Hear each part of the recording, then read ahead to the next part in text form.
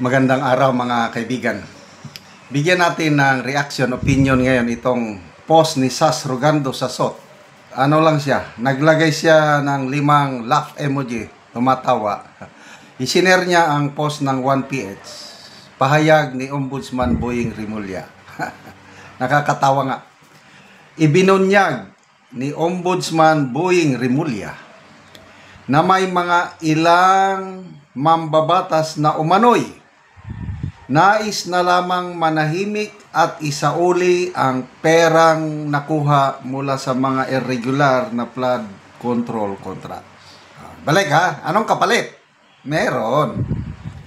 Ayon kay Rimulya, makikipagpulong siya sa Sandigan Bayan sa October 27 para pag-usapan ang mechanics ng restitution o ang pagsasauli sa mga perang nawawala sa kaban ng bayan kapalit ng plea bargain o pag-amin sa mas mababang kaso. Sabi ni Rimulya, lahat ng ganito will end up with plea bargaining. Iyon talaga ang ending niyan. Giit ng Ombudsman, kailangang may basbas ng Sandigan Bayan bago simulan ang restitution process. Okay, so klaruhin natin ha. Example, ako yung contractor. Natatakot na ako.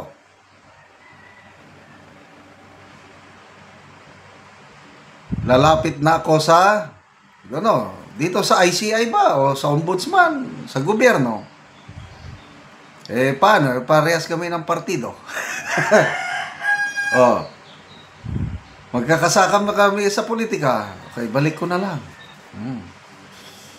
So, sige, balik mo. O, sige. Pababain natin yung kaso mo. Pababain natin yung kung makulong ka man, konti lang. O baka probation na lang. O, sige, balik ko na lang ha. O, ganon. Ganon ang plea bargaining. At sinasabi ni Ombudsman Rimulya, kailangan daw ng basbas ng Sandigan Bayan bago nila gawin. Okay, kung ganon. How about ang taxpayers? Ano ba ang kagustuhan ng taxpayers? Pera namin yan eh.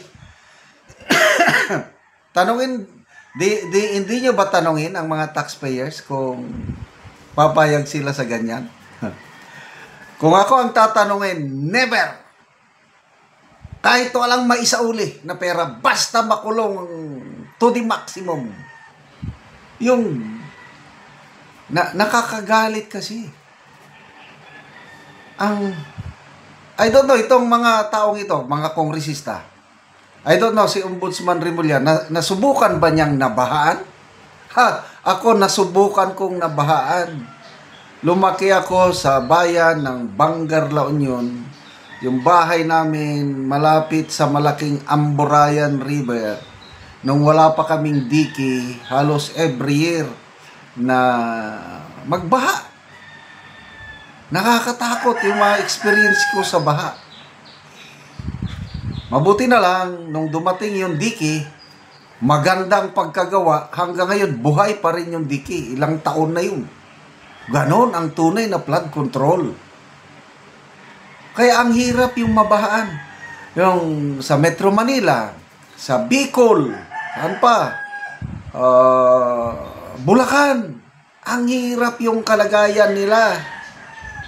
Tapos ganyan lang, itong mga contractors, matakot lang na mapriso ng matagal, ibabalik na yung pera. Ako, never, kahit wala nang ibalik na pera, basta makulong sila, maximum na pagkakulong. Para matagam sila. Kasi kung walang makulong ng maparusahan ng todo, itutuloy yan.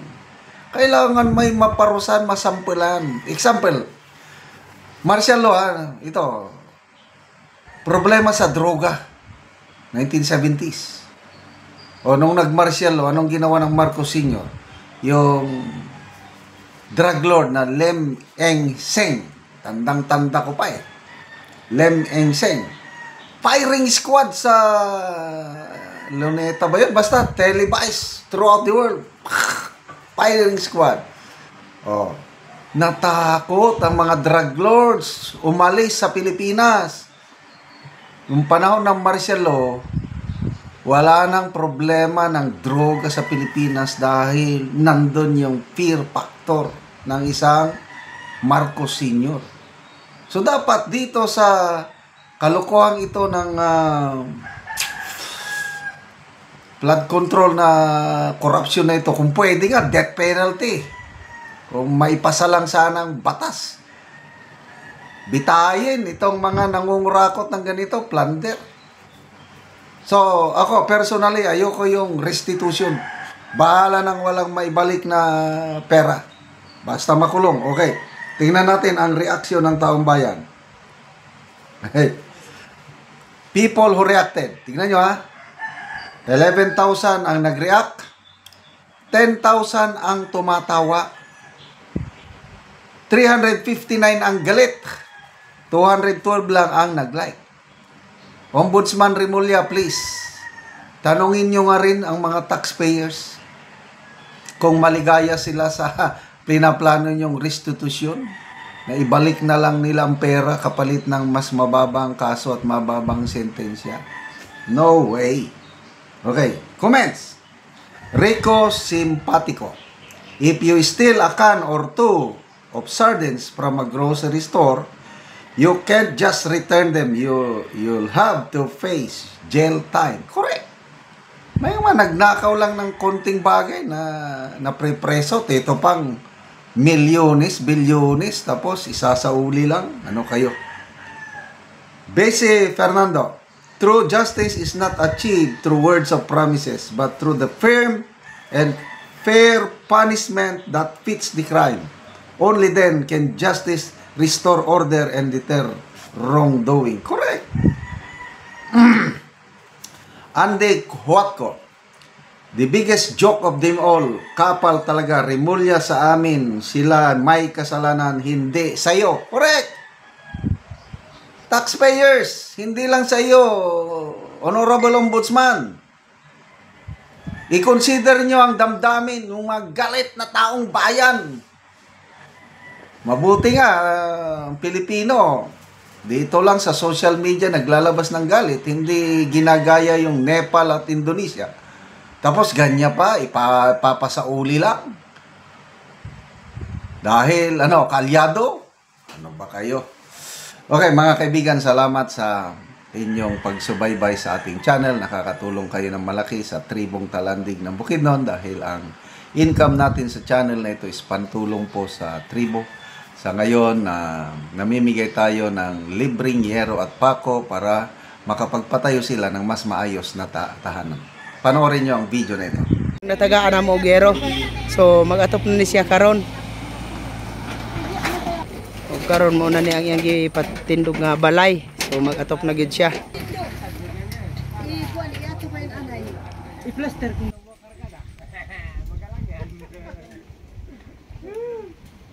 Ito pa, ito videoan pa nga sunod. Do.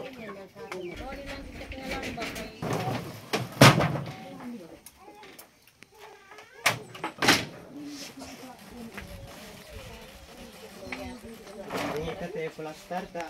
Yung sipo bata.